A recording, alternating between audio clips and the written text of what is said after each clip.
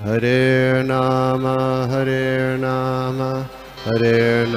eva kevalam kalo nasteva gatiranyata.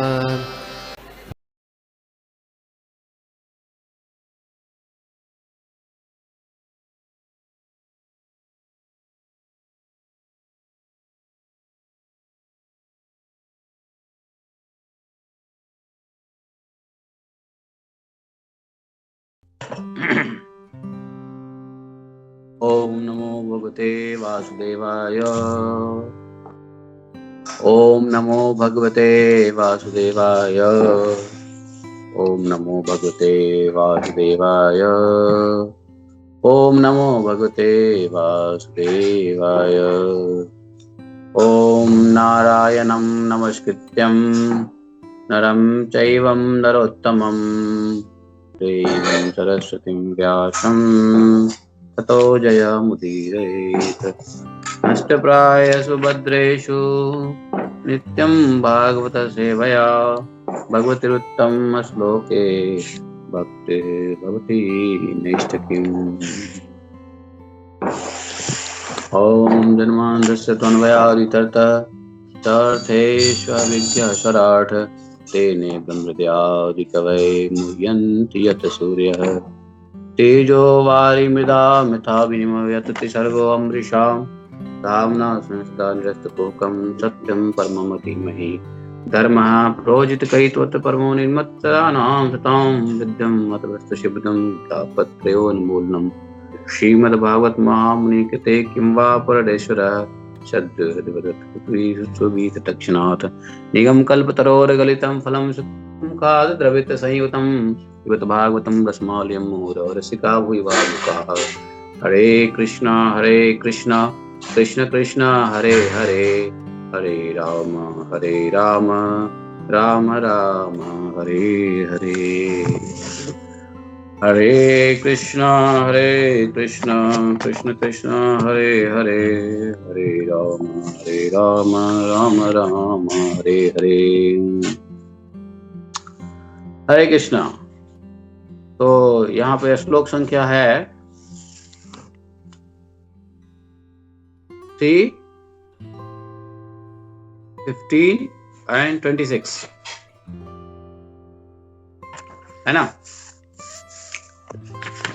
एक ही श्लोक दिए ला है ना प्रभु जी आप। यस, तो पहले हम लोग श्लोक पढ़ते हैं। पहले श्लोक पढ़ लेते हैं। अरे वो इधर आना निधि, इधर आओ जरा। वो मेरा किंडल देना, किंडल उसमें प्रभुपाद जी का भागवत में निकालूं। किंडल वहीं पे रखा हुआ ना टेबल पे। तो प्रभु स्क्रीन शेयर कर सकते क्या? फैसिलिटीज है अपने पास स्क्रीन शेयर? मैं आपको राइट, ये प्रभु आप कर सकते हैं अभी।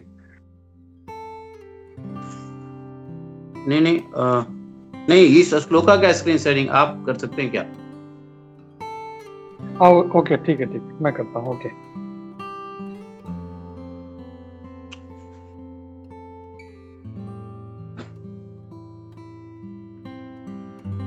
सो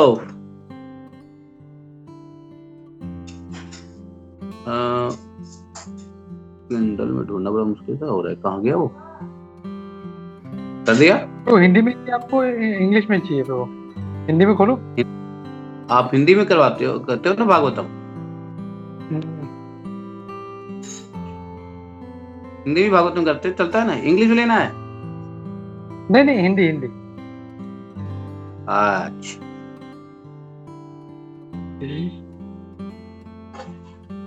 हाँ 26 हाँ ये पुस्तक जो है यस मिल गया।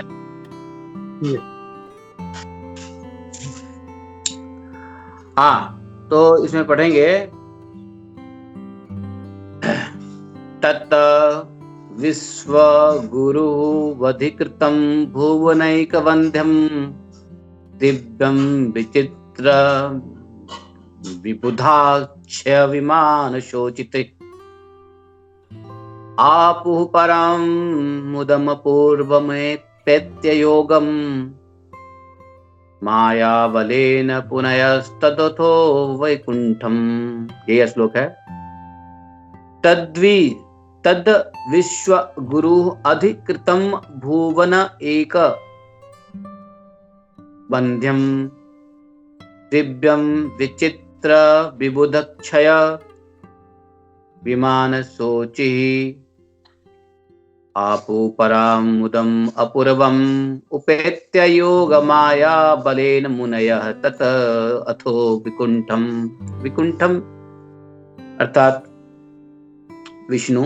तो प्रभुपाद जी शब्दार्थ बड़े सरल भाषा में करते हैं कि तत् तब देन विश्व गुरु ब्रह्मांड के गुरु अर्थात परमेश्वर द्वारा अधिकृत भुवन लोकों का एकमात्र वंद्यम अर्थात पूजा जाने योग्य आध्यात्मिक दिव्यम आध्यात्मिक विचित्र अत्यधिक अलंकृत विचित्र अत्यधिक अलंकृत और विशुद्ध अक्षय भक्तों के द्वारा जो विद्वानों में सर्वश्रेष्ठ है विमान वायुयानों का सोच ही प्रकाशित आयु प्राप्त किया और सर्वोच्च मुदम सुख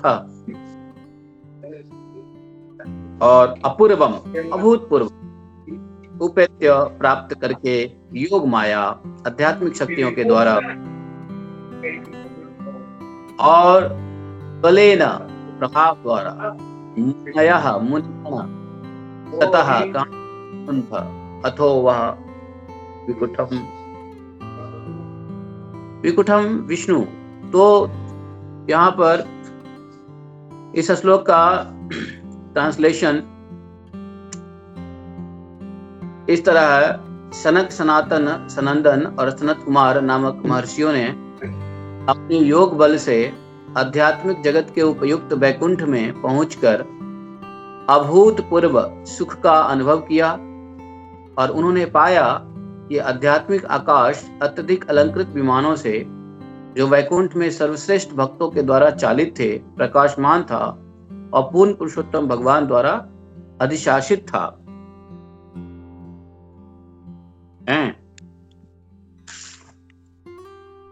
अर्थात यहाँ पर सनकादिक जी को सनकादिक मुनि ने यहाँ पे विश्व गुरु किसको बोला? भगवान को। तो सनकादिक मुनि विश्व गुरु श्री हरि के निवास स्थान। चलो इसके बारे में हम आगे बताते हैं, लेकिन फिलहाल हम प्रभुपाद जी के परपट के ऊपर ध्यान देते हैं। तो परपट को छोटा परपट है, फटाफट पढ़ लेते हैं, फिर इसके ऊपर थोड़ा प्रकाश डालने की कोशिश करेंगे आज्ञा से। तो तात्पर्य इस श्लोक का तात्पर्य प्रभुपाद जी लिखते हैं, प्रभुपाद की जय। तो पूर्ण पुरुषोत्तम भगवान अद्वितीय हैं और वे सबके ऊपर हैं, न तो कोई उनके समान है न उनसे बड़ा है, इसलिए यहाँ विश्व गुरु कहा गया है। वे संपूर्ण भौतिक तथा आध्यात्मिक सृष्टि के आदि पुरुष हैं और भुवनैक वंद्यम अर्थात तीनों लोकों में एकमात्र पूजनीय व्यक्ति हैं। यस, भगवान व्यक्ति हैं, पूजनीय व्यक्ति हैं तीनों लोकों के द्वारा। आध्यात्मिक आकाश में विमान स्वतः प्रकाशित रहते हैं और भगवान के महान भक्तों के द्वारा संचालित होते हैं। और दूसरे शब्दों में वैकुंठ लोकों में भौतिक जगत में उपलब्ध वस्तुओं की कोई कमी नहीं है। वैकुंठ लोकों में भौतिक जगत में उपलब्ध वस्तुओं की कोई कमी नहीं है। वे उपलब्ध हैं किंतु वे अधिक मूल्यवान है क्योंकि वे आध्यात्मिक है, अतः शाश्वत और आनंदमय है। मुनियों को अभूतपूर्व सुख का अनुभव इसलिए हुआ क्योंकि वैकुंठ किसी सामान्य व्यक्ति द्वारा अधिशासित नहीं था और वैकुंठ लोक कृष्ण के अंशों द्वारा अधिशासित है। जो जाने जाते हैं। ये दिव्य लोक इसलिए पूजनीय है क्योंकि इनमें स्वयं भगवान शासन करते हैं यहाँ, और कहा जाता है कि चारों मुनि अपने योग बल से दिव्य आध्यात्मिक आकाश में पहुंचे।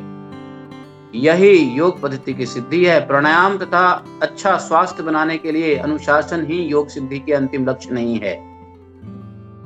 योग प्रणाली सामान्य रूप से अष्टांग योग या सिद्धि के रूप में जानी जाती है। योग सिद्धि के बल से मनुष्य हल्के को हल्का, भारी से भारी हो सकता है। वह जहां चाहे जा सकता है, इच्छा अनुसार ऐश्वर्य प्राप्त कर सकता है। ऐसे 8 सिद्धियां हैं। चारों कुमार ऋषि गण हल्के से हल्का होकर वैकुंठ पहुंचे और इस तरह उन्होंने भौतिक जगत के अंतरिक्ष को पार किया। आधुनिक यांत्रिक अंतरिक्ष यान इसलिए असफल है क्योंकि वे इस भौतिक सृष्टि के सर्वोच्च क्षेत्र में नहीं पहुंचे जा सकते, और आध्यात्मिक आकाश में न तो वो प्रवेश कर ही सकते हैं, किंतु योग सिद्धि से मनुष्य न केवल भौतिक अंतरिक्ष में यात्रा कर सकता है, अब तो भौतिक अंतरिक्ष को पार करके आध्यात्मिक आकाश में प्रवेश कर सकता है। हम इस तथ्य को दुर्वासा मुनि तथा महाराज अम्बरीश विषय घटना से भी समझ सकते हैं। ऐसा समझा जाता है कि दुर्वासा मुनि ने 1 वर्ष तक सर्वत्र यात्रा की और वे आध्यात्मिक आकाश में भगवान नारायण से भेंट करने गए। वर्तमान मापदंड के अनुसार विज्ञानियों की गणना है कि यदि कोई प्रकाश की गति से यात्रा कर सके तो इस भौतिक जगत के सर्वोच्च लोक तक पहुंचने में 40,000 वर्ष लग जाएंगे, किंतु योग पद्धति से मनुष्य को बिना सीमा या कठिनाई के उठा ले जा सकता है। और इस श्लोक में योग माया शब्द आया है। योग माया बलेन विकुठम आध्यात्मिक जगत तथा अन्य समस्त आध्यात्मिक प्रकाट्यों में प्रदर्शित दिव्य सुख योग माया के बल से संभव बन पाते हैं। ठीक है, तो आपने देखा कि प्रभुपाद जी ने तात्पर्य के माध्यम से जिस बातों को कहने की कोशिश कर रहे हैं, थोड़ा सा इस श्लोक और इस संदर्भ में हम अपने भी विचार प्रकट करने हैं, जिसके लिए प्रभु जी ने हमको आज्ञा दिया है। तो आइए गुरु गुराम को प्रार्थना करते हैं। अज्ञानतिमिरान्धस्य ज्ञानाञ्जन शलाकया चक्षुरुन्मीलितं येन तस्मै सर्वे गुरुवे नमः।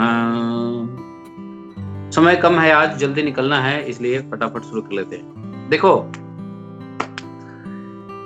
ये जो आप लोग कथा प्रसंग सुन रहे हो, इससे पहले भी आपने अन्य स्पीकर से सुना होगा, आगे भी सुनोगे। तो एक्चुअली यह कथा प्रसंग है जब हुआ यूं कि माता, क्या नाम था माता का नाम था दीति ने अपने पुत्रों को 100 वर्ष तक उदर में रखा। इनके गर्भ को, इनके वीर्य को, कश्यप जी के वीर्य को। यही प्रसंग है इस अध्याय में, नहीं क्या? और गर्भ उनका इतना तेज था, इनका दीति जी का। There are some guests waiting to join Prabhu, view the lobby। कर दिया। तो इतना तेज था कश्यप जी का वीर्य कि 100 वर्ष तक ऐसे वीर को उन्होंने अपने पेट में रखा। पहले ऐसे होते थे, यहां तक कि सुखदेव गोस्वामी भी 12 साल तक गर्भ में रहे और 12 साल के बाद वो निकलना ही नहीं चाह रहे थे। वो तो बड़ी मुश्किल से निकले, पिताजी के रिक्वेस्ट पे निकले। उनको पता था क्या करना नहीं करना है। और इसी का एग्जाम्पल दे करके धुंधकारी की माँ का क्या नाम था, धुंधली है। धुंधली ने इसी एग्जाम्पल को देख करके अपने पति का आज्ञा का अवज्ञा कर दिया। पति का नाम क्या था? आत्माराम दुबे या चौबे थे, कनकाब्ज ब्राह्मण, कानपुर के थे वो। जब उन्होंने बड़े कृपा से एक साधु से लेके आए थे फल, और वो फल जब पत्नी को दिया पुत्र प्राप्ति के लिए, तो उनकी पत्नी ने यही सब एग्जाम्पल दिया। अरे मैं गर्भवती हो जाऊंगी, क्या पता बच्चा निकलेगा ही नहीं, हो सकता है वो सुखदेव जी की तरह 12 साल गर्भ में ही रह जाए, हो सकता है कि ये अदिति के गर्भ की तरह 100 साल रह जाए, तुम्हें तो गड़बड़ हो जाएगा मेरा, है कि नहीं, ये हो जाएगा वो हो जाएगा। ऐसी ऐसी घटनाएं, इतिहास की घटनाओं को लेकर के वो बहाना मारने लग गई। खैर वो दूसरी बात है। तो यहाँ पर दिति के गर्भ में इतना भयंकर, इतना तेज 100 वर्ष तक गर्भ में जब रखा तो पूरे लोकों में, जानते हो, यहाँ तक कि सूर्य भी क्षीण होने लगे, इंद्र आदि लोकपाल सब के सब निस्तेज होने लगे, सबकी शक्तियां इस तेज के सामने बेकार हो गई, क्षीण हो गया। सब जगह हाहाकार, अंधकार, और खासकर जानते हो इंद्र को तो वैसे भी, और सभी देवताओं के राजा देवराज इंद्र सभी देवताओं को लेकर के पहुंच गए कहाँ? ब्रह्मा जी के पास, है ना। और ब्रह्मा जी से यह प्रश्न किया कि इस अंधकार का कारण क्या है। उसमें सूर्य देवता भी साथ में थे। बोलो कि मैं खुद, मुझे नहीं पता चल रहा है कि हमारी प्रकाश का, जो हमारे अंदर प्रकाश है, उस प्रकाश का क्षीण कैसे हो रहा है, ये नहीं समझ में आ रहा है। ब्रह्मा जी के पास गए, ब्रह्मा जी यह कहानी बता रहे हैं कि ऐसा क्यों हुआ है। तो ब्रह्मा जी ने कहा कि देखो, तुम सब पुत्र तो हो ही, लेकिन तुमसे भी प्रथम जो हमारे पुत्र हुए, हमारे मानस पुत्र, जो 4 पुत्र हुए, चारों पुत्रों की ग्लोरी बताया देवताओं को ब्रह्मा जी ने। और उन्होंने बोला कि ये जो 4 पुत्र थे हमारे, 4 पुत्र थे, क्या हैं भी, तो वो ये मानस पुत्र हैं, सनक आदि, जिनको कोई आसक्ति नहीं है इस संसार में। हमारे बनाए हुए, हमारे द्वारा रचित संसार में ही कोई आसक्ति नहीं है, और इन आसक्तियों को त्याग करके वह आकाश में विचरा करते थे। मतलब अब नहीं, अब नहीं, तो जितना विचरना था वो विचर लिए, लेकिन अभी एक जगह बैठे हुए हैं, जहां पे नारद जी भी गए थे उनसे मिलने के लिए, सनक सनातन नंदन कुमार के पास। नारद जी कब गए थे मालूम है? एक्चुअली भागवतम की कथा नारद जी को सनक आदि ने दिया। भाई भागवत की कथा किसने दिया? पहली भागवतम किसने सुना? किसी को पता है? किसी को पता है पहली भागवतम किसने सुनाया? किसने सुना? Anybody knows this? Brahma ji. हाँ, ब्रह्मा जी श्रोता बने, भगवान स्वयं वक्ता बने। अहम एवास्मेवाग्रे न अन्यत् सत्परम पश्चादेमते तस्य न विशिष्ट तस्म्याम इत्यर्थम यत् प्रतीयेत न प्रतीयेत चात्मनि तद्विदात्मनो माया यथा भासो यथा तमः यथा महान्ति भूतानि भूतेषु च चक्षुः प्रविष्टानि तथा तेषु न तेष्वहम्। ये था ना, ये जो है भागवतम ब्रह्मा जी को मिला। ब्रह्मा जी ने जो भागवत हम लोग पढ़ रहे हैं, रोज रोज नित्यम भागवत सेवया श्रव्यम श्रवया, ये सब कर रहे हैं, ये सर्वप्रथम भगवान ने ब्रह्मा जी को दी थी। और ब्रह्मा जी ने सुनाया सनक आदि ऋषियों को, और सनक आदि ऋषियों के थ्रू किसके पास आया? नारद जी के पास आया। और नारद जी से किसके पास आया? नारद जी से आया वेदव्यास जी के पास। और इस प्रकार से ये परंपरा है भागवत का। तो सनक आदि ऋषि उस समय, ब्रह्मा जी कह रहे हैं, घूमते रहते थे, किसी समय में घूमते रहते थे, आकाश में विचरते रहते थे, उनको कोई आसक्ति नहीं होती थी। आसक्त व्यक्ति को किसी एक जगह से कोई लेना देना नहीं होता है, वो घूमते रहते हैं। और घूमते भी इसलिए हैं कि कोई एक जगह से आसक्ति ना हो, और जिसको आसक्ति नहीं होती है किसी एक जगह रुकता नहीं, वो यहाँ से यहाँ घूमते रहते हैं, वहां घूमते रहते हैं, इधर उधर घूमते रहते हैं। साधु सन्यासी को भी देखो, यहाँ तक कि नारद जी को देखो, नारद जी को भी है ना कि 3 दिन से ज्यादा कहीं नहीं ठहरते। वो कहीं तो लिखा हुआ 3 घड़ी से ज्यादा नहीं ठहरते नारद जी को, ऐसा। हाँ, 3 घड़ी ना, या 3 दिन, 3 घड़ी से ज्यादा नहीं ठहरते। वैसे सन्यासियों के इटिकेट्स में लिखा हुआ है कि सन्यासी को 3 रात्रि से ज्यादा एक जगह पे नहीं टिकना चाहिए। नारद जी 3 घड़ी से ज्यादा नहीं टिकते, 3 घड़ी। 3 घड़ी का मतलब जानते हो? एक घड़ी कितने मिनट का होता है? एक घड़ी होता है 40 मिनट्स, तो 3 घड़ी है, से ज्यादा नहीं टिकते नारद जी कहीं भी। और इस प्रकार से वो घूमते रहते थे सनक आदि ऋषि। हाँ, लेकिन अब नहीं घूमते, ब्रह्मा जी कह रहे घूमते रहते थे, आप लोगों ने सुना होगा पहले। तो जिस समय घूमते रहते थे तो वो एक बार घूमते घूमते घूमते घूमते कहाँ पहुंच गए?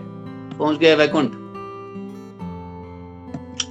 वैकुंठ पहुंचे तो वैकुंठ की, आप लोगों ने वैकुंठ के बारे में बहुत कुछ सुना ब्रह्मा जी से कि वो वैकुंठ कैसा था। जब ब्रह्मा जी जब सनक सनातन आदि वहां पहुंचे तो वहां की वैकुंठ का जो उन्होंने देखा, ऐश्वर्य को देखा है, और वहां पर सनकादि ने देखा, ऋषियों ने देखा कि यहां पर वह सब कुछ है जो पृथ्वी पे है, और यहां पर पृथ्वी से अधिक शुद्ध मात्रा, परिणाम, क्वांटिटी, क्वालिटी अधिक मात्रा में है सब कुछ। वहां की महिलाएं भी बहुत सुंदर, उसका भी वर्णन आया होगा, आप लोगों ने सुना होगा। लेकिन वहां पे संसार की तरह, इस पृथ्वी मृत्युलोक की तरह वहां पे लस्ट नहीं। एक चीज है जो लस्ट नहीं, वहां पे काम नहीं है। वहां भी स्त्री संग है, वहां भी पृथ्वी से अधिक स्त्री, सुंदर, खूबसूरत, बड़े बड़े नितंब वाले, बड़े बड़े अस्तन वाले स्त्रियां हैं, और स्त्रियों के साथ उनका रहना सहना होता है, लेकिन उसमें लस्ट नहीं है, काम की भावना नहीं है, बल्कि उसके अंदर भी भगवान के ऐश्वर्य की भावना है।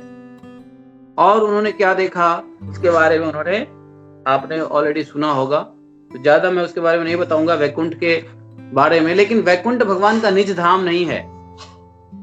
Vaikunth is administered by lord himself. भगवान के द्वारा वैकुंठ का नियंत्रण होता है। जैसे प्रभुपाद जी ने कहा ना, वैकुंठ को, क्योंकि वैकुंठ आध्यात्मिक जगत है, प्राकृतिक जगत में नहीं, आध्यात्मिक जगत। और वहां तक पहुंचने के लिए कहते हैं कि अगर फ्रॉम द लाइट, कहते हैं लाइट ईयर के स्पीड से अगर कोई जाए तो 40,000, पापा जी क्या कहा, 40,000 ईयर्स लगेगा सिर्फ इस ब्रह्मांड को एंड तक पहुंचने में, परिधि सर्कल तक पहुंचने में। फिर वहां से बीच में जानते हैं विरजा नदी है, फिर उसके बाद, तो इस प्रकार से वैकुंठ है। लेकिन वैकुंठ जो है भगवान का निज धाम नहीं है, भगवान के द्वारा शासित धाम है, लेकिन भगवान का निज धाम वैकुंठ नहीं है। तो इसका मतलब क्या है? भगवान ने गीता में कहा है कि ये तद धाम परमम मम। तो वहां से कौन सा श्लोक है वो है ना गीता में, कौन सा श्लोक है?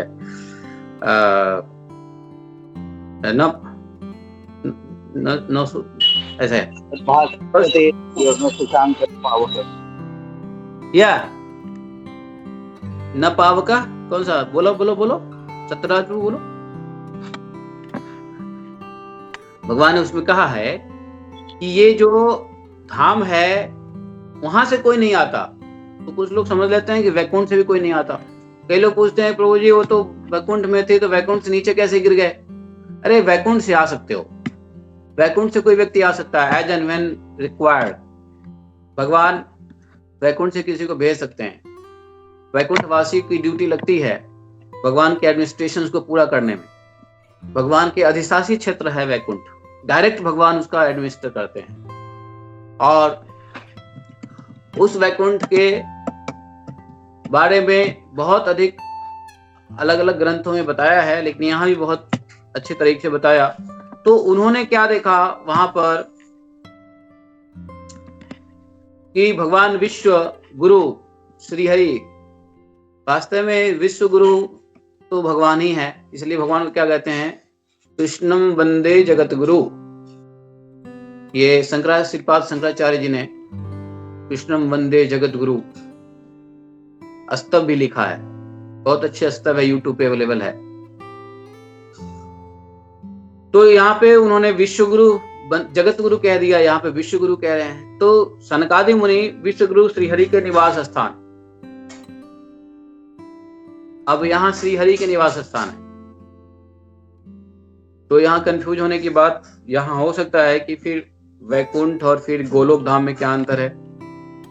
अब वैकुंठ यदि भगवान का निवास स्थान है, श्री हरि का निवास स्थान है, तो गोलोक धाम में कौन है? गोलोक धाम में किसका निवास स्थान है? तो यहाँ पर देखो, वैकुंठ तो इस जगत को कह रहे हैं जहां पे ये सनातन जी पहुंच गए हैं, और जो गोलोक धाम है उसको महावैकुंठ कहते हैं। वो वैकुंठ नहीं है, उसको भी महावैकुंठ कहते हैं। और उस महावैकुंठ में अर्थात गोलोक धाम में, वो गोलोक धाम भगवान का निज धाम है, अर्थात उस गोलोक धाम में जिसका प्रवेश होता है वो नित्यतः वही भगवान की सेवा में लगा रहता है। अदरवाइज जो वैकुंठ के लोग हैं, जो महावैकुंठ में नहीं है, महावैकुंठ से नीचे वैकुंठ है, उस वैकुंठ के लोगों को नीचे आने की आवश्यकता पड़ सकती है एज एंड व्हेन रिक्वायर्ड। इसलिए भगवान के जितने भी अवतार हैं, भगवान स्वयं अवतारी हैं, लेकिन भगवान के जितने अवतार हैं वो सब वैकुंठ से आते हैं। और भगवान नित्यतः गोलोक धाम में वास करते हैं, और अपने सखाओं के साथ, अपने माता पिताओं के साथ, राधिका के साथ, अपने सखाओं के साथ, और लीला विस्तार के लिए एज इट इज वहां से फिर यहाँ आते भी हैं। इसका मतलब वहां खाली नहीं कर देते, वहां की भी लीला चलती है और यहाँ की भी लीला चलती रहती है। तो वो आंतरिक लीला है, ये बाह्य लीला हो जाता है भगवान का। और फिर लीला में अन्य प्रकार के सहयोग के लिए वैकुंठ से भी आते हैं लोग, और स्वर्ग लोक से, अन्य लोक से, महरलोक और जनलोक, तप लोक, यहाँ तक कि ब्रह्म लोक से भी ब्रह्मा जी अरेंज करते हैं भगवान की लीला विस्तार करने के लिए। तो भगवान का जो लेकिन श्री हरि, विश्वगुरु श्री हरि जो भगवान का नारायण स्वरूप है, चतुर्भुज स्वरूप है, उस रूप में वैकुंठ में भगवान एडमिनिस्टर करते हैं। भगवान का वैकुंठ में चतुर्भुज रूप है, और वहां पे जितने भी पार्षद है भगवान के, वो भी चतुर्भुज रूप में ही है। जय विजय कौन से रूप, कितने हाथ वाले हैं? चतुर्भुज है ना, द्विभुज थोड़ी ना जय विजय। आपने देखा जय विजय का फोटो लगा रहता है ना अपना मंदिरों के आगे, नहीं लगा रहता है, द्वारपाल चतुर्भुज रूप में रहते हैं। और वैसे ही भगवान के सभी पार्षद रहते हैं, भगवान के सभी पार्षद भी भगवान की जैसे दिखते रहते हैं वहां पर। तो सबके सब चार भुजा वाले होते हैं। पहचानना मुश्किल हो जाता है कि कौन भगवान है और कौन भगवान के पार्षद है। अगर कोई मुंह से वाणी ना निकाले तो पता ही नहीं चलेगा कि भगवान कौन है, भगवान के पार्षद कौन है। चेहरा मोरा वस्त्र सबके पास रहता है, पीत वस्त्र, सबके चार भुजा, सबके अंग कांति से भरा हुआ है, और सबके पास एक एक पत्नियां लक्ष्मी की तरह, और उनकी भी पत्नियां भी लक्ष्मी की तरह दिखती रहती। पता ही चलता है भगवान है कौन है। भगवान भी बैठे हैं और इधर सब उनके पार्षद बैठे हैं, वहां पता ही नहीं चलता है, कंफ्यूज हो जाता है। सबसे बड़ा भूल भुलैया है वैकुंठ। और जो वैकुंठ में जाता है भगवान के पार्षद बन करके, वो भी उसी की तरह हो जाता है। तो भगवान वहां पर जो है नारायण, चतुर्भुज नारायण के रूप में रहते हैं। और वहां पर ये मुनि लोग, सनक आदि मुनि क्या देखते हैं, वहां पे देखते हैं कि जितने भी श्रेष्ठ देवताओं के विचित्र विमान वहां पे भी मौजूद है। उन्होंने देवताओं के तो विमान वैसे भी स्वर्ग में और अन्य लोकों में देखा ही था, लेकिन सारे विमान वहां भी मौजूद है और विमानों से भूषित है। ऐसा लिखा है, दिव्यम विचित्र विबुधा ग्रह विमान सोचितः। तो दिव्य विमान वहां भी मिला उनको। और ऐसे परम दिव्य आपुह परम मुदम पूर्व मुपेत्य योगम माया बलेन मुनयस्तदो विकुंठम। ऐसे वैकुंठ में वो कौन से बल से पहुंचे? योग बल से पहुंचे। और तब उस योग बल से पहुंचने के बाद उनको बड़ा आनंद आया। मुनयस्तथो विकुंठम। देखो, वैकुंठ की जो विशेषता है वहां एक शब्द में बहुत अच्छे से बताया गया कि विकुंठम। विकुंठ का क्या अर्थ होता है? यहाँ पे विकुंठम, विकुंठम का मतलब है प्रसन्नता, आनंद। तो सनकादि मुनि को इस लोक से अर्थात इस प्राकृतिक जगत से कहीं अधिक आनंद उनको वहां उस लोक में मिला, विकुंठम, और विकुंठित हो गए। एक होता है कुंठ, कुंठ, कुंठा, कुंठित। जिनको हिंदी की अच्छी ज्ञान है उनको समझ में आएगा कि कुंठा और कुंठित शब्द है ना। तो कुंठित क्या होता है? अरे क्यों कुंठित हो रहे हो, अर्थात क्यों तुम अप्रसन्न हो रहे हो, क्यों दुखी हो रहे हो। तो कुंठ मतलब होता है दुख, अप्रसन्न, अवसाद, विषाद। और विकुंठ होता है जहां पे कोई विषाद नहीं, कोई अवसाद नहीं, कोई दुख नहीं, कोई कष्ट नहीं। उसका नाम ही है वैकुंठ। इसमें कोई कुंठा नाम की चीज ही नहीं, मतलब अकुंठ। तो यहाँ मुनि लोगों को क्या हुआ कि माया बल से, अर्थात योग माया बल से वो जब वहां पहुंच गए तो वहां पहुंच करके उनको उस लोक में बड़ा विकुंठम, अरे वो वैकुंठ है, अर्थात वहां कुंठा नाम की चीज है ही नहीं। तो भाई वहां पहुंच के तो विकुंठ किसी को होना ही, सबको होना है विकुंठ। हर जीव वहां जाकर के विकुंठ होता है। तो ये मुनि लोग भी वहां जाके विकुंठम प्राप्त हुए। तो इसका क्या मतलब है कि संसार में कुंठम विकुंठम नहीं है? हाँ, संसार में विकुंठम नहीं है। संसार में विकुंठम होता तो नारद मुनि क्यों दुखी हो जाते? नारद मुनि दुखी होते। इस संसार में जो लोग ऊपर है वो नीचे को देख के कुंठा प्राप्त करते हैं, दुख प्राप्त करते हैं। ब्रह्मा जी नित्यशः पृथ्वी लोक के जीवों को देख करके कुंठित होते रहते हैं कि बताओ, हाय हाय, इस मनुष्य को मैंने क्या बनाया, किस लिए बनाया, और ये कर क्या रहा है। और ब्रह्मा जी तक कुंठित होते रहते हैं इस जगत में। नारद जी भी कुंठित होते रहते हैं इस जगत में, जीवों को देख करके, अपने लिए नहीं, जीवों की दशा को देख करके। क्या करें, इस संसार में आ तो गए हैं, लेकिन इस संसार में जीवों की ऐसी दशा है तो परम वैष्णव। नारद जी, ब्रह्मा जी परम वैष्णव है, महान वैष्णव है, भगवान के महान सेवक हैं, पार्षद हैं, भगवान के महान आज्ञाकारी भक्त हैं। आए तो हैं भगवान की कार्य करने के लिए, लेकिन इस कार्य में क्या है, जैसे एक जेल में जेलर होता है और भी जेल के कार्यकर्ता होते हैं ना, जेल के और भी कार्यकर्ता होते हैं ना। तो कार्यकर्ता लोग कभी कभी, जिस कैदी को बहुत अधिक सजा मिलती है ना, तो कार्यकर्ता लोगों को दुख होता है वो जेल में, उसको जेल कोई सजा नहीं मिली है, उसको जेल में नौकरी मिली है, लेकिन उस जेल में जो कैदी आते हैं और उस कैदी की जो दशा होती है, उस दशा को देख करके उस जेलर और कार्यकर्ताओं को भी दुख होता रहता है। अरे भाई, इसीलिए तो कि अगर जेलर बन के भी आ गए, मान लो बहुत पुण्य किया और देवी देवता के लोक में देवी देवता बन के भी आ गए भगवान के उस कार्य को करने के लिए पुण्य के अंश से, तो भी दुखी होगे। इतना सुख संपत्ति स्वर्ग में रहने के बावजूद भी शरीर में कोई रोग नहीं रहेगा, शरीर में, और हर वस्तु, जिस वस्तु को चाहोगे उस वस्तु का भोग कर सकते हो स्वर्ग में। लेकिन फिर भी दुख तो होना ही है, क्योंकि हम स्टिल वी आर इन क्या बोलते उसको, प्राकृतिक जगत में है। तो प्राकृतिक जगत में बेशक वो मृत्यु लोक में नहीं है, मृत्यु लोक में तो अलग दुख है, लेकिन ऊपर के भी सुख नहीं है।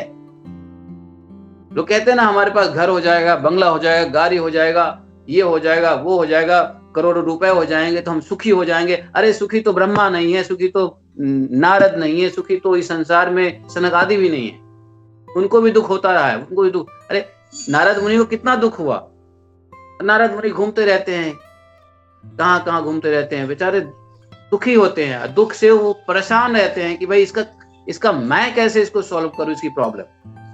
इसी चक्कर में तो जब नारद मुनि एक बार घूम रहे थे पृथ्वी पे, तो क्या हुआ, देखा अरे ये क्या, उनको बड़ा आश्चर्य हुआ, ये क्या, ये माता जवान है और 2 बेटा बूढ़ा हो गया, बड़ा आश्चर्य हुआ। वैसे नारद मुनि को बड़ा आश्चर्य होता रहता है हर जगह घूमने से। कहीं नारद मुनि ये देखते हैं, कहीं वो देखते हैं, कहीं उल्टे कहीं सीधे, पता नहीं क्या क्या कांड होता रहता है इस संसार में। नारद मुनि देख देख के परेशान होते रहते हैं। और नारद मुनि आनंदित नहीं होते हैं, उनके हृदय में कुंठा होती है देख करके। तो एक जगह देखा नारद मुनि कि माता जवान है और उसके 2 बेटे बूढ़े हैं। आप लोगों को मालूम है ना, माता जवान 2 बेटे की, बूढ़े बेटे की कहानी आपको पता है आप लोगों को? किसी को नहीं पता? भागवतम के महात्म्य को पढ़ो, 3 अध्याय 2 अध्याय में ये है, भागवतम की महात्म्य में आता है। और ये महात्म्य पद्म पुराण से लिया गया है। प्रभुपाद जी ने नहीं लिखा है महात्म्य को, लेकिन अन्य जो पुस्तक लोगे गीता प्रेस की या भागवतम कथा सुनोगे, उसमें पहला दिन भागवत कथा यज्ञ जो है उसका पहला दिन महात्म्य ही होता है। हम लोग भी, मैं भी एक भागवतम कथा यज्ञ कर रहा हूँ 5 तारीख से लेकर 11 तारीख तक, ऑनलाइन होगा, जिसको आना हो आ जाना। पूरे मतलब बृहद होगा, मॉर्निंग टिल इवनिंग, सूर्योदय से लेके सूर्यास्त तक भागवतम चलेगा, बीच में 1 घंटे का ब्रेक होगा बस।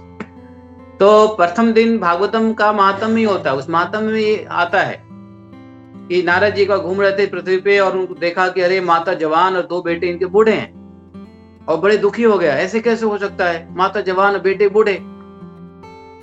और जब उनके पास गए तो उन्होंने प्रार्थना करने लगे, अपनी दुखड़ा सुनाई। मैं यहाँ पे भागवतम का महत्व में पूरा नहीं सुनाऊंगा, लेकिन आपको थोड़ा सा बता देता हूँ कैसे ये देवी देवता लोग भी, ऐसे महावैष्णव तो वैसे भी पर दुखी रहते ही हैं।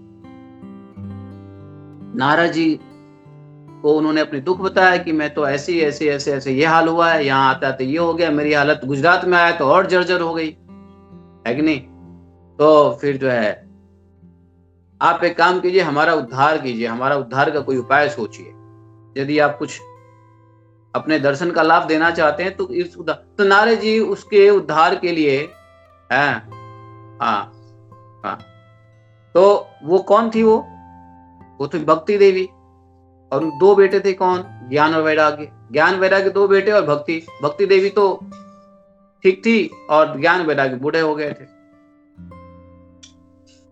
अब नारद मुनि घूमने लगे उनके सारे ब्रह्मांड में, सबसे पूछने लगे भाई कोई उपाय बताओ, कोई उपाय बताओ, क्या उपाय हो सकता है कि नहीं। तो किसी ने कोई उपाय नहीं बताया। ढूंढते पहुंचे सनक सनातन जी के पास। तो सनकादि ऋषि ने उनको बताया, अरे तो उपाय इसका सरल उपाय है, तुम कहाँ घूम रहे हो, इसका उपाय भागवतम है भाई, तुमको भागवतम नहीं मालूम, चलो भागवतम सुनाते हैं।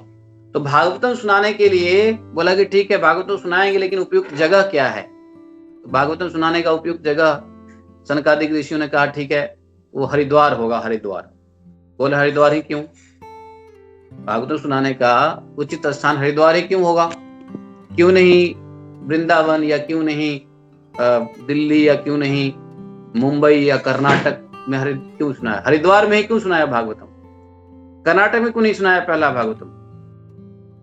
सनकादि ऋषि ने नारद जी को कहा हरिद्वार में चलो, हरि के द्वार।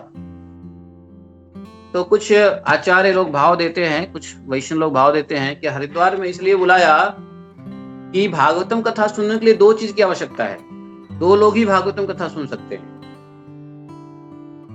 जो संसार के जो तृष्णा है वो शांत जिसका हो चुका हो, अर्थात जो निश्चिंत हो गया हो सांसारिक दुनिया से कि भाई ठीक है ना। तो हरिद्वार एक ऐसा हरि का द्वार है, तो नीचे हरि के भगवान के द्वार के नीचे क्या संसार है, पूरा दुनिया नीचे है, तो नीचे से लोग थोड़ा ऊपर आ जाएं, अर्थात संसार को छोड़ के भगवान के द्वार पे आ जाए। और ऊपर वाले मतलब कौन, जो केदारनाथ बद्रीनाथ हिमालय में जो रहते हैं वो लोग ऊपर वाले क्या करते हैं, ध्यान में रहते हैं। हरिद्वार से ऊपर जो है वो ध्यान में रहते हैं, तो ध्यान में भी कथा नहीं सुन सकते। भाई कोई मेरे ध्यान में कथा सुनेगा, ध्यान में तो ध्यान कहीं और रहेगा ना।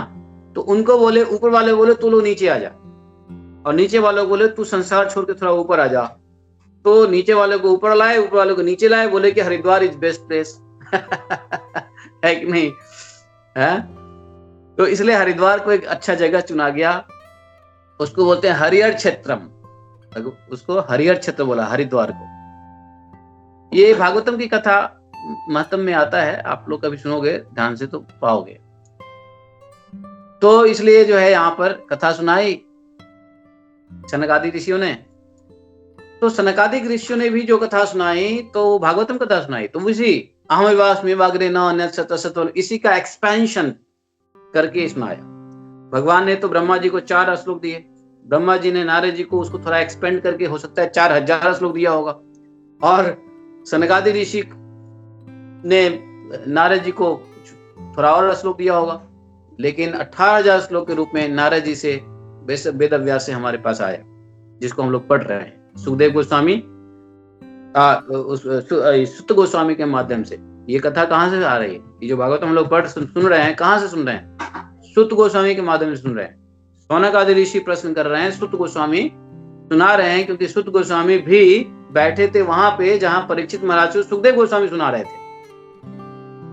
तो हमको कहां से मिल रहा है ये कथा? नैमिषारण्य के साधुओं से, शौनक आदि ऋषियों से, और सुत जी हमें सुना रहे हैं। तो इस प्रकार से ये भागवत हमारे पास आया। तो ये जो है यहाँ पे कुंठा की बात हो रही थी कि वहां पे उनको बड़ा विकुंठम प्राप्त हुआ, विकुंठम आनंद प्राप्त हुआ। और आनंद प्राप्ति का क्या कारण था? तो उसके पहला कारण था ये कि वह लोक जो वैकुंठ धाम था, वो वैकुंठ धाम भगवान के द्वारा शासित था, और उन्होंने देखा कि वह सभी वस्तुएं वहां उपलब्ध है, जो देवताओं को उपलब्ध है, जो मनुष्यों को उपलब्ध है, जो पृथ्वी पे लोक पे है, जो स्वर्ग लोक में है। ऐसी कोई वस्तु आ ब्रह्म भुवना लोका के बीच में जो उपस्थित है, ऐसी कोई वस्तु नहीं जो वैकुंठ में नहीं है। लेकिन इन सब वस्तुओं को होने के बावजूद भी जो प्रसन्नता का कारण था हमारे सनकादि मुनियों को, वह यह था कि वहां पे कोई काम क्रोध लोभ मोह मद मात्सर्य नहीं था। बोले बड़े आश्चर्य की बात है, यहां तो प्राकृतिक जगत में तो ऐसा और वहां वैसा। तो फिर उनको बड़ी प्रसन्नता हुई। और हृदय उनका कैसा है? वैष्णव है।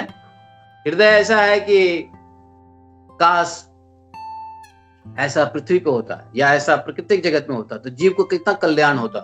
और वहां पे वो अपने योग बल से पहुंच गए, जिस बल की बात प्रभुपाद जी ने किया अष्टांग योग से। जो प्रभुपाद जी ने यही बात तात्पर्य में कहा ना कि लोग बाग आज के डेट में लोग क्या करते हैं, आज के डेट में लोग बाग कोई यंत्र बनाते हैं, और यंत्र संयंत्र बना करके, यंत्र में भी संयंत्र होता है, एक यंत्र से काम नहीं चलता। संयंत्र अर्थात कई यंत्रों को मिला करके क्या बोलते हैं? संयंत्र। जैसे गाड़ी है, गाड़ी में एक यंत्र थोड़ी ना है, गाड़ी संयंत्र है, उसमें कई डिपार्टमेंट्स है। ब्रेक्स का अलग डिपार्टमेंट है, इंजन का अलग डिपार्टमेंट है, देखो क्लच का अलग डिपार्टमेंट है, हैंडल का अलग डिपार्टमेंट है, स्टीयरिंग, उसके बाद पता नहीं देखो विंड पाइप चलती रहती है, वो अलग हॉर्न है, अलग है, कई यंत्र है ना, कई यंत्र को मिला करके बनाया है संयंत्रम। तो बेवकूफ लोग क्या करते हैं ना, जिनकी बुद्धि प्राकृतिक माया के द्वारा हड़ी जाती है, वो ऐसे यंत्र बनाने के चक्कर में लगे रहते हैं जो बस यहाँ से यहाँ 2 किलोमीटर 4 किलोमीटर या मान लो 10 किलोमीटर या मान लो 10,000 किलोमीटर जाने लायक है, बस इससे ज्यादा नहीं। लेकिन हमारे यहाँ के जो ऋषि मुनि, हमारे यहाँ के जो तत्व ज्ञानी तत्ववेत्ता, हमारे यहाँ के जो साधु लोग हैं, वो इन यंत्र और संयंत्र के चक्कर में अपना टाइम नहीं वेस्ट करते। वो तो अपने साधना और योग बल को प्राप्त करना चाहते हैं, जिससे वो सिर्फ इस लोक में ही ना घूम करके वो इस लोक को पार जा सके, वैकुंठ तक जा सके। ऐसी साधना मिले। इसलिए भारत में चाहते तो ऐसे ऐसे साधु हुए हैं जो तो जिनकी इच्छा मात्र से अच्छे रोड बन जाते, हेलीकॉप्टर के भी बाप बन जाता, 380 क्या है 580 बन जाता है ना, एरोप्लेन की जो बहुत सारी चीजें हो जाती। लेकिन कभी भी हमारे यहाँ के ऋषि मुनियों को इतना ज्ञान था, इतना ज्ञान की ज्ञान ही ज्ञान बढ़ा था कि भाई इन सब में क्यों, इन सब मायावी चीजों में क्या पड़ना। ये सब आखिर अगर आप 1 लाख किलोमीटर दूर के लिए कोई यंत्र बना भी लोगे तो आप क्या दुख से हट सकते हो? क्या विकुंठम प्राप्त कर सकते हो? विकुंठम प्राप्त नहीं कर सकते हो। तो विकुंठम प्राप्त करने का क्या तरीका है? माया बलेना, योग माया के बल से विकुंठम प्राप्त हो सकता है। तो वो लोग इस चक्कर में कभी नहीं पड़े। इंफ्रास्ट्रक्चर डेवलपमेंट, रॉकेट डेवलप, देखो एलन मस्क एक रॉकेट बना रहा है जो मार्स पे जाके, मंगल पे जाके वो घर बनाएगा। अरे मंगल पे जाके खुशी थोड़ी ना हो गए। यहाँ ब्रह्म लोक तक आदमी प्रसन्न नहीं रह सकता है। ब्रह्मा जी भी रोते रहते हैं ये जीवों के भाग्य को बना करके।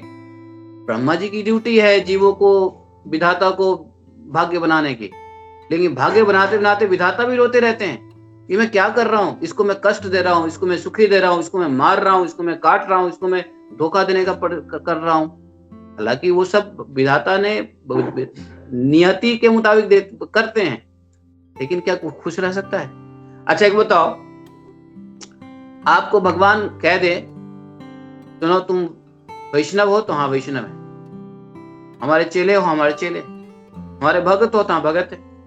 एक काम करो, तुम्हें एक काम देते हैं, एक ड्यूटी देते हैं कि तुम डेली इतने लोगों को मारोगे, तुम्हें मारने का काम है। अब बताओ, एक तो आप वैष्णव हो, भगवान के भक्त हो, भगवान की आज्ञा हुई आपको पालन करना है और मार भी रहे हो।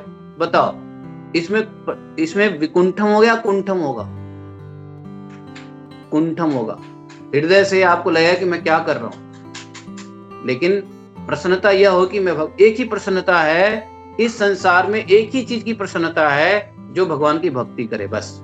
इससे अधिक इस संसार में कोई प्रसन्नता नहीं। इसके अलावा इस संसार में कोई प्रसन्नता नहीं है कि भगवान की भक्ति हो। भगवान की भक्ति में ही इस संसार के विकुंठम है। इसलिए अगर जो भगवान की भक्ति कर रहे हो, जो कृष्ण की भक्ति कर रहे हो, जो विष्णु तत्व कृष्ण तत्व की भक्ति में लगे हुए हैं, राम की भक्ति है, चाहे नरसिंह की भक्ति हो, चाहे श्रीरंगम की भक्ति हो, चाहे तो कैसी भगवान की भक्ति में ही सिर्फ विकुंठम है इस संसार में। तो सनकादिक ऋषियों को आश्चर्य हुआ, और इसीलिए ये बड़े बड़े जो वैष्णव लोग होते हैं ना, वो हमेशा, देखो शंकर जी भी इसी जगत में है, लेकिन शंकर जी को कुंठा नहीं होता। वो हमेशा भगवान का नाम जपते रहते हैं, हरे कृष्णा कृष्ण कृष्ण हरे हरे, उनको कोई कुंठा नहीं होती। इसलिए इस संसार में, इस कुंठित संसार में भी वैकुंठ जैसा आनंद प्राप्त करना है तो भगवान का भजन ही श्रेष्ठ है। उसके अलावा तो सब जगह क्या है? असंतोष, तृष्णा, अशांति, कुंठम, हृदय द्रवित, पीड़ा, मन अशांत, हाय हाय, कहीं हाय हाय तो कहीं हिप हिप, क्या फायदा है? तो वहां जाकर के उनको लगा कि अरे मोन्यस्तदस्थो विकुंठम माया बलेन। पहुंचते वहां गए तो बस यहां पर भगवान के जो भक्त हैं, वैष्णव हैं, जो भगवान के प्रेसिडेंसी में, भगवान कहते हैं माया अध्यक्ष ने सचराचरम, तो भगवान की अध्यक्षता में जो यहाँ पे सेवा कर रहे हैं इस माया जगत में, वो सेवा के साथ साथ भगवान का भजन कर रहे हैं। सिर्फ सेवा करोगे, अगर ब्रह्मा जी भी अपना सिर्फ कार्य करें, भजन ना करें, तो वो भी डिप्रेस हो जाएं भगवान, ब्रह्मा जी। इसलिए ब्रह्मा जी अपना कार्य भी करते हैं और सतत भगवान में लीन भी रहते हैं। इसलिए नारद जी देखो अपना कार्य भी करते हैं, सतत लीन भी रहते हैं, और भी शिव जी देखो अपना कार्य भी करते हैं। तमोगुणी कार्य शिव जी का, मारना, काटना, नाश करना, विघ्न करना, विनाश करना, ये कार्य है शिव जी का, तमोगुणी कार्य। लेकिन फिर भी आनंदित रहते हैं, किस लिए? माला जप करते रहते हैं, भगवान का ध्यान करते रहते हैं। तो जो वैष्णव है वो अपने संस्कार के मुताबिक अपने कार्य को करते रहे, लेकिन उसमें भी सततम कीर्तयन्तो माम, भगवान का यदि सतत कीर्तन होता रहे तो इस जगत जो है, जो जो जो विकुंठ नहीं है, कुंठित जगत है, प्राकृतिक जगत, इसमें भी हम वैकुंठ की प्रसन्नता प्राप्त कर सकते हैं। और जिसने अपने जीवन में यहाँ पे वैकुंठ नहीं बनाया, उसको ऊपर की वैकुंठ भी नहीं मिल सकती है। तो ऊपर की वैकुंठ की प्राप्ति के लिए पहले यहाँ की वैकुंठता को प्राप्त करनी पड़ेगी। पृथ्वी के ऊपर ही वैकुंठ की प्राप्ति करनी पड़ेगी। तो पृथ्वी का वैकुंठ क्या है? पृथ्वी का वैकुंठ है भगवान की सेवा, भगवान का नाम जप, नाम रूप गुण लीला धाम के सत्तम चिंतन में लगे रहना, तब जाकर के वास्तव में यहाँ पे विकुंठता को प्राप्त हम कर सकते हैं। और जैसी विकुंठता सनक आदि ऋषि को वहां पे हुआ, समझे? और यही बात सनक आदि ऋषियों ने, मुनियों ने नारद जी को बताया था। जब कथा शुरू हुआ तो नारद जी बैठे, नारद जी के साथ और बहुत सारे, अब कथा भागवत कथा होता है तो बिना बुलाए आ जाते हैं ना लोग बाग। अरे बुलाना तो चाहिए, लेकिन जब कान में सुन लो कि कथा हो रही है तो तुरंत पहुंच जाओ बिना बुलाए। ये कोई किसी की बेटी की शादी नहीं, बेटे की शादी नहीं कि कार्ड आए तो ही जाएंगे, नहीं, कथा हो रही है तो चले जाओ। तो अरे और वो भी कथा कर रहे हैं हरिद्वार में, और वो भी कथा कर रहे हैं कौन? सनक आदि। श्रोता कौन है? नारद, देवर्षि नारद, सब बैठ गए आकर के। और कथा जब शुरू हुआ तो जैसे ही भगवान सनक आदि ने कहा कि देखो, भगवान की कथा सुनने मात्र से मनुष्य के ही ताप संताप दूरे नहीं होते, मनुष्य के अलावा और भी जो अमनुष्य है, अर्थात जो मनुष्य नहीं है, उनका भी त्राण होता है। नारद जी बोले, अच्छा, ये भगवान की कथा से तो आपने मनुष्य का तो त्राण होता है, ठीक है, लेकिन अन्य का त्राण होता है तो इसका क्या प्रमाण है? कोई प्रूफ है कि कोई दूसरा भी इस कथा से लाभ मिलता है मनुष्य के अलावा? बोले हाँ, प्रमाण है। बोले कैसे, क्या प्रमाण है? बोले कि देखो, एक बार प्रेत का भी उद्धार होता है, प्रेत ने भी इस कथा को सुन के अपने को उद्धार किया था। तो सनक आदि ऋषियों ने धुंधली धुंधकारी की कथा सुनाई थी, गोकर्ण जी की कथा सुनाई थी, हैं? तो उन्होंने कहा था, एक बार ये ब्राह्मण था, आत्मनादेव का उसका बेटा हुआ, ये हुआ, एक गोकर्ण हुआ, एक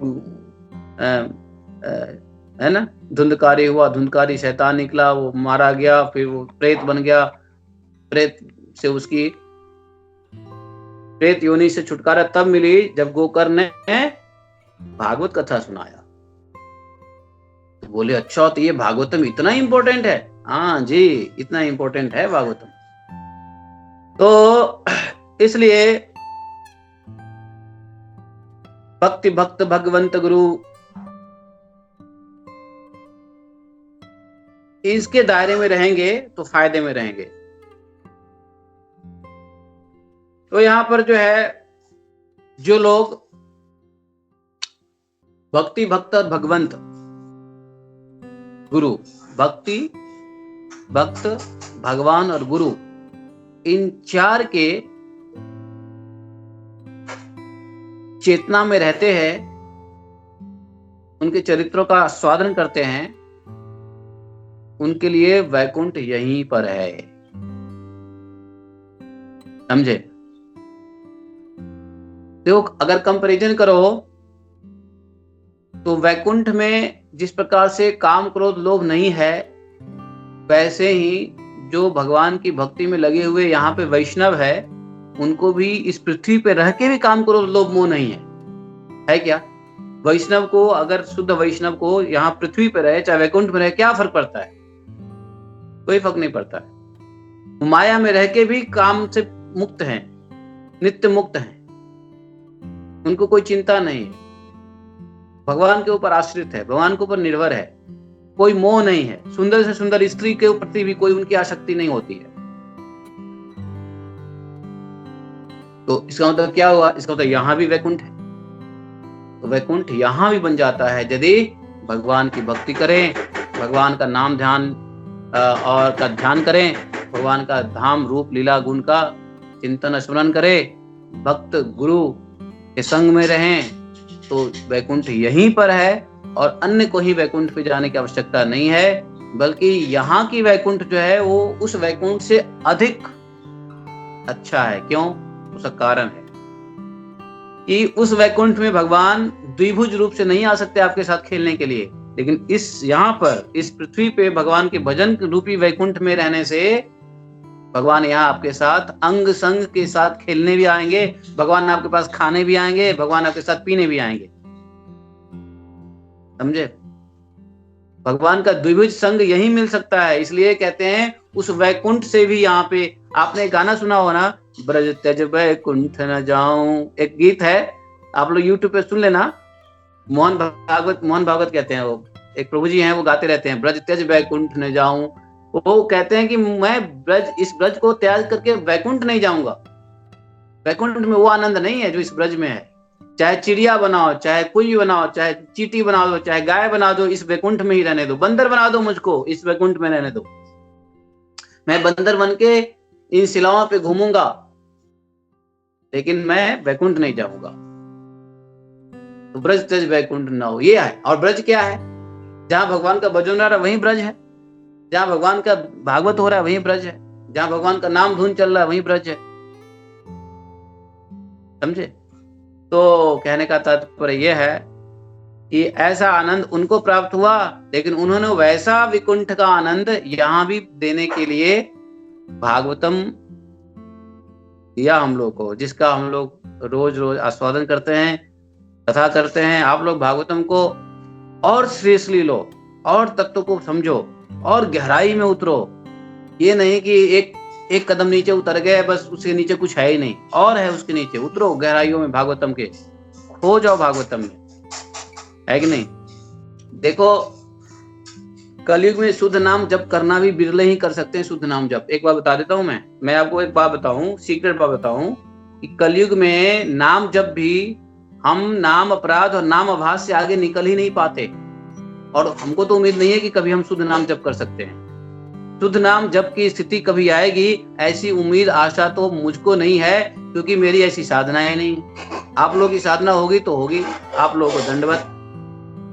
हमारी ऐसी साधना नहीं है कि कलयुग में हम शुद्ध नाम के स्तर पे ही पहुंच सके। शुद्ध नाम के भी स्तर पे पहुंचना बड़ा कठिन है। ऐसे बिरले हरिदास ठाकुर के चेले होंगे। तो कहने का तात्पर्य यह है कि कलयुग में इसीलिए नाम तो आधार है ही, लेकिन आधार को आधार प्रदान करने वाला भागवतम है। आधार को आधार प्रदान करने वाला भागवतम है, भागवत की कथा रुचि है। इसलिए भागवतम जो है मुख को भी ताड़ देता है। मुख, अब जैसे वो देखो, मुख ही था ना, वो कोई इंद्रिय नहीं है। तो ऐसे 100 एग्जाम्पल है कि भागवतम से।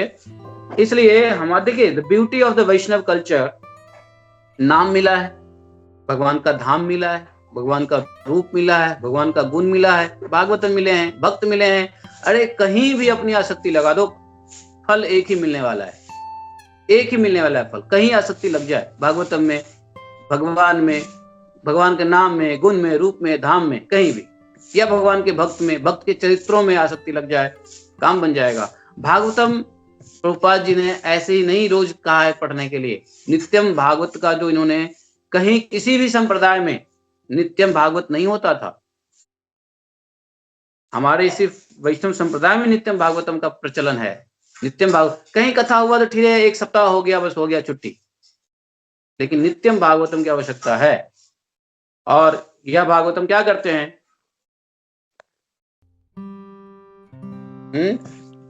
शुश्रुभित तत्क्षणात् है, शुरू में ही है क्या है, कौन सा श्लोक है प्रभु जी? ओम जन्मांधस्य तो है ना, अभी शुरू में हम लोग पढ़ते हैं ना, तो उसके अंदर देखो लास्ट में क्या कहते हैं कि पिबत भागवतम रसमालय मुहुर और रस का, लेकिन नहीं, उससे पहले एक जो श्लोक है वो हम पढ़ना चाह रहे थे कि सद्यो हृदय वर्गत कृतभि शुश्रुभि तत्क्षणात् श्रीमद् भागवत महामुनि कृते किम वा परेश्वरा। जैसे ही भागवतम हम सुनने के लिए बैठते हैं उसी क्षण भगवान हृदय में प्रवेश कर जाते हैं। और जब भगवान हृदय में प्रवेश करेंगे तो हमारा भगवान हृदय में प्रवेश, जहां भगवान रहेगा वहां पे माया नहीं होगा, तो हमारे हृदय में ऐसी कोई कौन, समझ गया ना? तो शुश्रुभि, तो सद्यो हृदय वर्गत कृतभि शुश्रुभि तत्क्षणात्। हरे कृष्ण। आइए,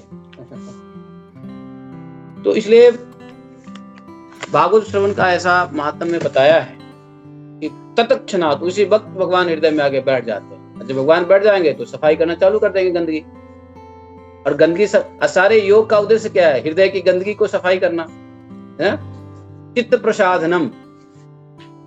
पतंजलि जी ने क्या कहा? अर्थ योगा अनुशासनम और योगस चित्तवृत्ति निरोधम। और चित्तवृत्ति निरोध कैसे होगा? चित्तवृत्ति से प्रसाधनम। तो चित्त की जो प्रसादनता है, चित्त की जो प्यूरिफिकेशन है, that is the purpose of yoga. और वो यहाँ भागवतम से हो रहा है सीधा सीधा। शुश्रुभि तत्क्षणात्, हृदय में भगवान पहुंच आ जाएंगे, बैठ जाते हैं भागवतम में, और हमारी सफाई करने लग जाते हैं, गंदगी को, डिटॉक्सिफिकेशन, हृदय चित्त को शुद्ध करने लग जाते हैं। तो देखो, एक भागवतम से इतना फायदा है, तो भगवान का फिर ये सब अंग संग है। इसलिए भक्त भक्ति भगवंत गुरु चतुर नाम बपु एक, इनके पद वंदन किए ना सहे विघ्न नहीं का। Thank you very much. हरे कृष्णा। बोले ग्रंथराज श्रीमद् भागवतम की जय। एकम शास्त्रम देव की पुत्र गीतम, एको देवो देव की पुत्र एव, एकम मंत्रस्य तस्य नामानि यानि कर्मापि तस्य देवस्य सेवा। तमेव माता च पिता तमेव, तमेव बन्धुश्च सखा तमेव, तमेव विद्या द्रविणं तमेव, तमेव मम सर्वदेव देवः। कृष्णाय वासुदेवाय हरे परमात्मने प्रक्लेशनाशाय गोविंदाय नमो नमः। हे कृष्ण करुणा सिंधो दीनबंधो जगत्पते, गोपेश गोपिका कांतम राधा कांतम नमोस्तुते। तप कांचन गौरांगी राधे वृंदावनेश्वरी, वृषभानुसुते देवी प्रणमामि हरिप्रिये। वाञ्छाकल्पतरुभ्यश्च कृपा सिन्धुभ्यश्च पतितानां पावनेभ्यो वैष्णवेभ्यो नमो नमः। अनंत कोटि वैष्णव भक्त बिंद की जय। आप सभी भक्तों की जय। जय जय श्री राधे। हरे Krishna. Thank you very much. Shri Radhe.